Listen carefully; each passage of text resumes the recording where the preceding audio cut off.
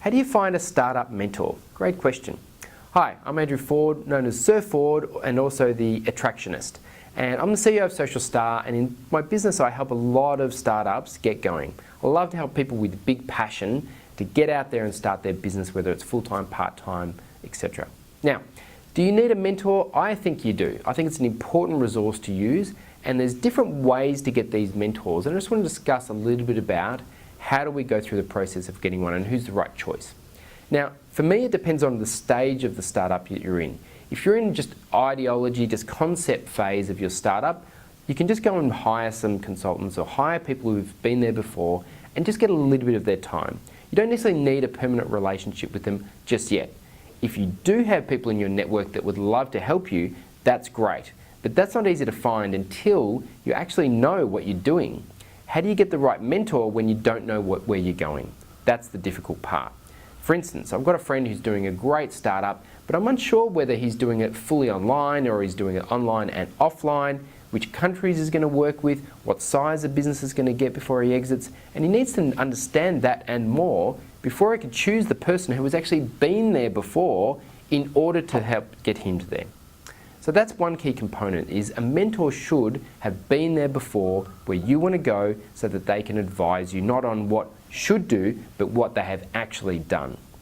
Now, once you grow a little bit in your startup, I think it's a good time to start networking out with a broad range of people who you respect, and that's generally where you'll find that type of mentor.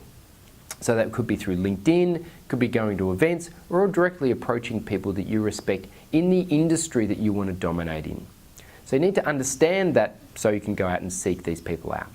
Now, most of these mentors are going to be successful, and they generally won't come on board unless they're passionate and their why they do things matches your why while you're doing your thing.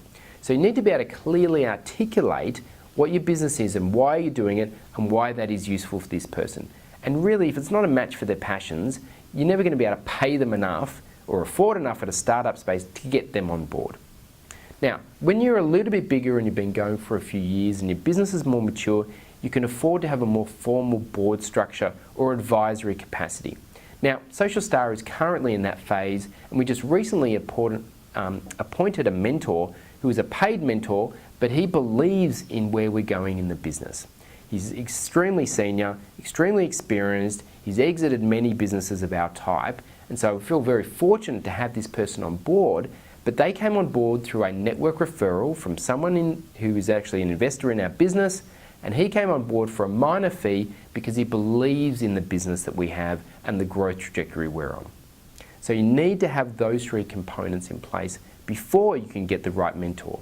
So just remember that it depends on the stage of the business you are, and there's different ways to get it for the different stages.